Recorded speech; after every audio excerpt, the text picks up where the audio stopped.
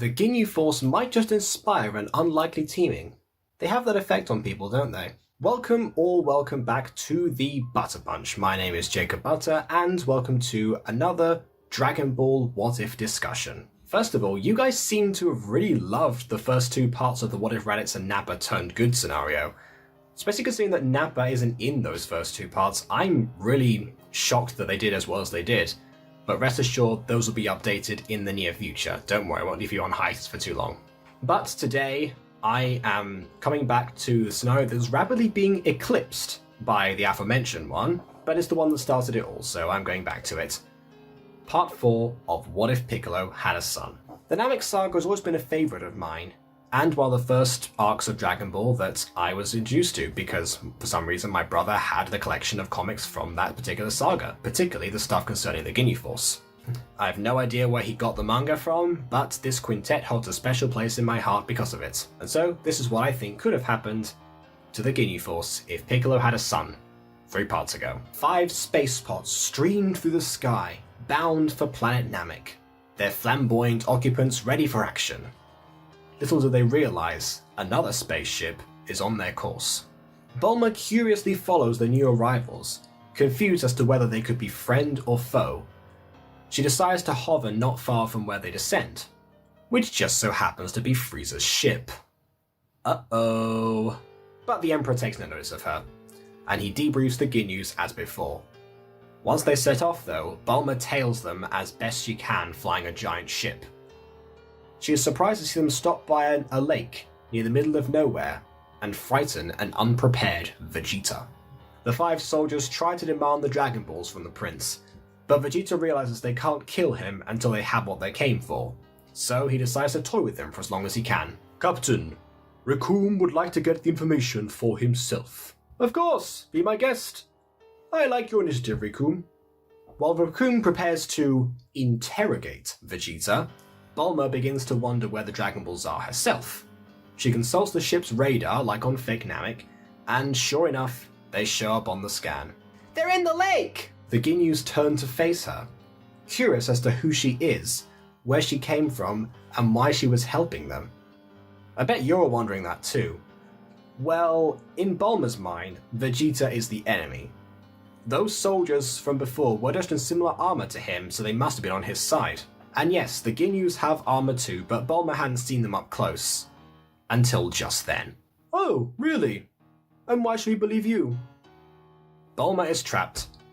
She can't come up with a convincing lie and just shows them the radar, calling herself a Dragon Ball expert. Which she kind of is, actually. In response to this, Berta swoops down and collects the balls, handing them to his captain. Ginew flies off with them, instructing the others to finish off Vegeta and the woman. That's about when Goku shows up, with Bulma the most pleased she ever was to see him. That early warning she was able to give had paid off, and Goku was ready to fight. Jason Berta tries to double team him, but he quickly powers up and knocks them both out. Next he goes after Recoome, who is now poised and prepared. Not that he could do much. And so Recoome is about to be knocked out too when suddenly the Ginews were gone. Vegeta explains that Guldo could stop time, and they likely retreated because of their combined effort in defeating them.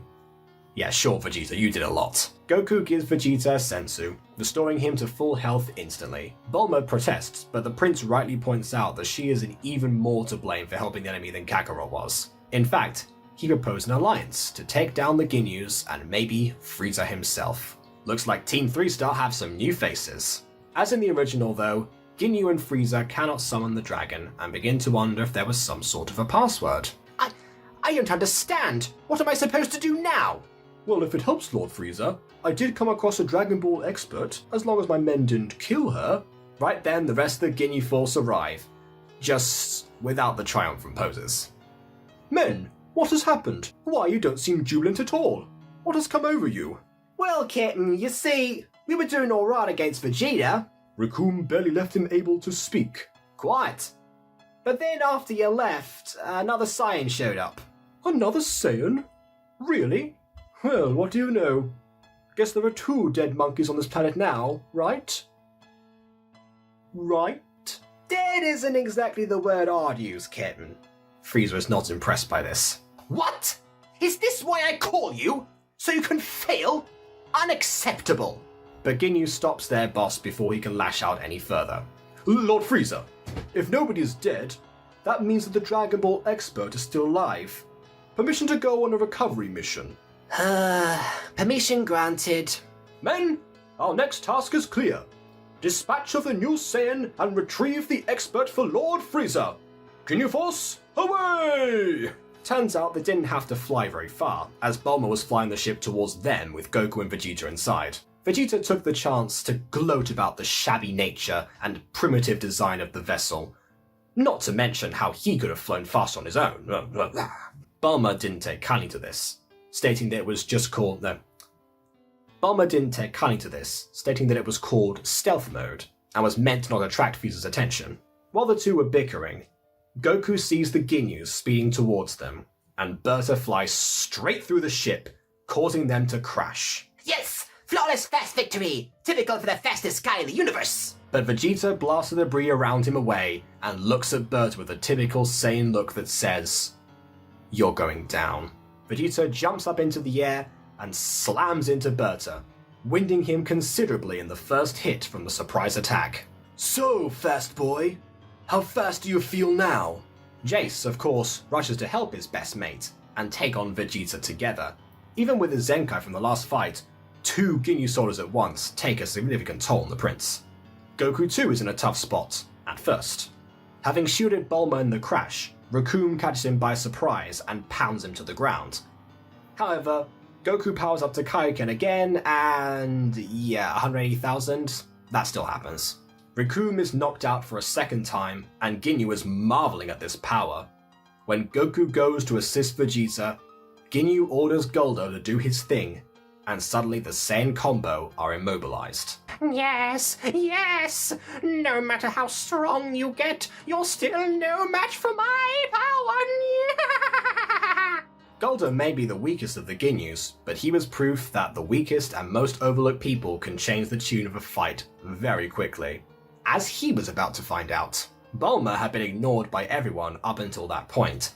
Seeing what was going on, she snuck behind Goldo and pokes him in the eyes like this. Having been freed from his paralysis, Vegeta wastes no time vaporizing Goldo, devastating the rest of the team. Ginew rushes in too at this point, for a moment dominating Vegeta, until Goku rushes in as well and distracts the captain. This is when Ginew does his thing, wounding himself and switching bodies with Goku. Ginew Goku has the same power issue of 23,000 as before, and thus Vegeta mostly ignores him. This is where a major power difference occurs.